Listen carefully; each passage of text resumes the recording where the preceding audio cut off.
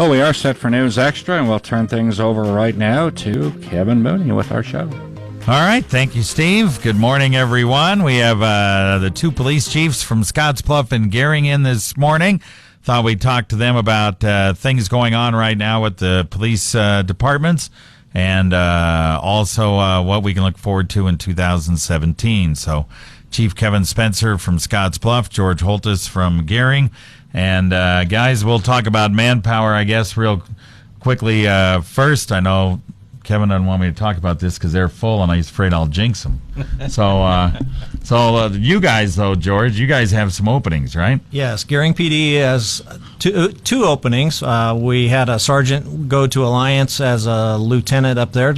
Ed Jaden was fortunate or was promoted into that position, and so we're hiring to replace him as well as two other positions. So we've got one in the last phase of backgrounds from our last hiring cycle, and so we are two people short still, and we will be testing sometime in March or February of this year. All right, for people that want to do that. Kevin, you guys are going to test again, but we are. But you're full. Pretty much. Matter of fact, today's the last day to turn in applications. Yeah. So I've been busy reviewing those. We're going to test on the 13th, but for right now, that's just for a list, an eligibility list. So, there's a good chance we might have an opening in the next year, and that's how long the list is good for. So, but right now, we're pretty proud of where we're at and the people that we've hired. We have a really good crew, and very proud of all of the guys and gals at the police department. Yeah, both you guys have good staff, no question about absolutely. it. We've pursuits. We need to talk about that here briefly because it's been a big deal in the last week or two here, and even in other states. Wyoming had a big pursuit over by Cheyenne just yesterday. And I don't know why all of a sudden there seems to be so many, but you guys have certain policies, and we should discuss that since you had a day where you had two pursuits, and the second one you guys decided not to continue it because it was in town, right? Yes, we did. Ours being the second pursuit, and I'm very proud of the decision that our sergeant made. That's a difficult decision, and it was absolutely the right one. It was, when I heard the pursuit, it was 5 till 3, and we knew that school was just about to be released, and there was a lot of parents on their way to schools to pick their kids up, and it's definitely a big concern, and he called the pursuit off, and it was absolutely the right thing to do. So very proud of that, but we do have policies. Every pursuit is critiqued, and we evaluate, and we'll adjust our policy as needed. It's always changing, so we have a good policy in place, and it's all in the interest of public safety. All right, George, you guys were more involved in the first one because the first one started right in your community, right? Right. It just started on the west edge of town, and fortunately for us, it went west. And the traffic and the circumstances away from town were better and safer for the community for us to continue the pursuit. Yeah. But you guys also, when you joined in, with everybody else on the pursuit as it moved west, communication again was an issue that kind of cropped up again. Huh? Right. Anytime we do trainings, anytime we have a real or a real event in the world, one of the biggest drawbacks or shortcomings that we find is communications. And with the pursuit incident, our frequencies that we normally use within the community were not able to talk to our comm center, and so our officers, part of them had to switch to a different frequency, being one of the sheriff's office frequencies, and the officer that started the pursuit was a fairly new young guy, and he wasn't aware of the limitations of the radio. So that's one of the things we've identified in our post review of the incident, is that we need to work with our younger guys and get them more familiar with the county and familiar with the limitations of their radios. Yeah. Could I say one more thing? Yeah. And I called George after the pursuit later that morning. It might have been early afternoon. But I was more of a spectator this time, just listening to it on the radio, not having any officers involved. But I was very pleased and proud with the pursuit, and that's what I called to tell George, is that his guys did a great job. The deputies did too, calling it out. There's a lot of stress in these situations, and even the dispatcher. that was on duty. I knew exactly where these guys were at just about all of the time. And we were listening the same way too, and it was well done. It was.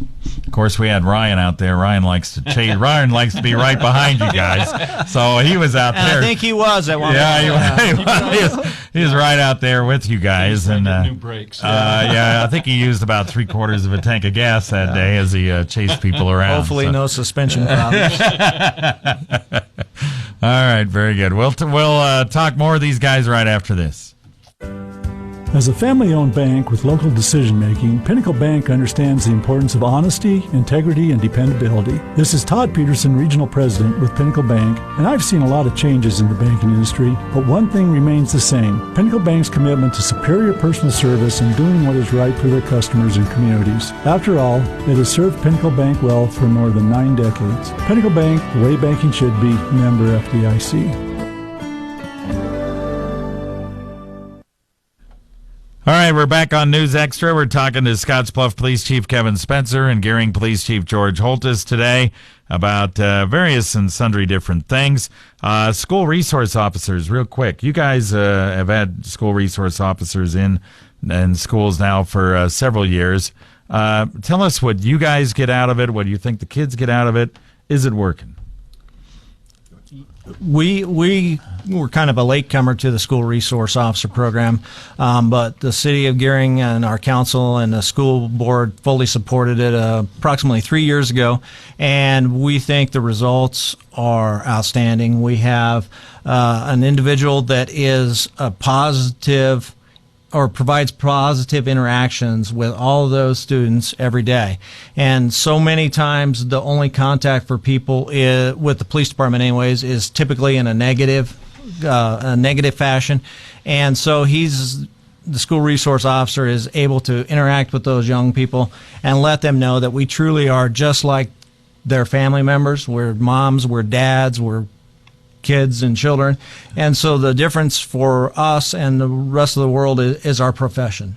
And it's a noble and an honorable profession. And so it helps to humanize our role in the community.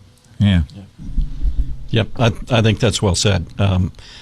We have a school resource officer, Officer Todd up the high school, and Josh Hansen in the middle school, and both are doing a great job. We enjoy a great relationship with the school district, a lot to their credit, the officers' credit.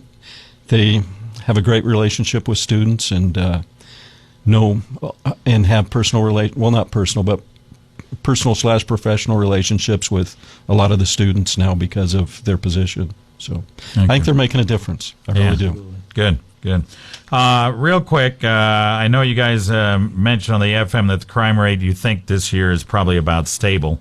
But as I look at all the people that get arrested and all the people that we do stories with, the major stories, it seems like drugs are like the common theme. I mean, is that what you guys are seeing as you look at thefts and anything that happens in a violent manner or anything? It just seems to me that the drug problem is still definitely here in our community. A lot of the crimes or more serious crimes or maybe the more newsworthy crimes are drug-related. That's just the facts. It is.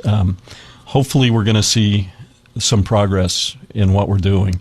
You know, the Wing Drug Task Force has been very active. It's been very successful. They're out there doing great work. So hopefully here in the near future, we're going to see a difference being made in our statistics and our numbers. And I look at numbers once a week. So I think they're creeping down a little bit, but I need to look at the yearly statistics and make that determination. Yeah. George, and we've had a lot of vehicle thefts too, and you figure some of those are all drug related too, right? Typically, as Chief Spencer has indicated, most of the events that go on in the community, there is a drug or some substance abuse connection to that. So I think that's a fair statement, yes. Yeah. And you had a recommendation to people, especially right now, because you guys have had a lot of vehicle thefts in both communities, that folks need to make sure they're not just leaving their cars running right now in the cold weather, right? That's correct. A lot of people try to warm their vehicle up a little bit before they go to work in the morning or come home in the evenings. And so that by leaving the car run unlocked, that's a perfect opportunity for someone that's looking for a ride. And typically, not in a good fashion. Yeah. So hopefully we'll get all these vehicle thefts taken care of, and Right. you guys, I know you're working on leads and so forth, and we'll get them arrested and taken care of, right? That's the intent. Yes, sir. All right. Very good. All right. Thanks much. Thank you. Thanks, KNEB. We appreciate all you do. Absolutely. You bet. Thank you, guys. Happy New Year, and Happy New Year to your staffs, too. Thank you. All right. Back to you, Steve.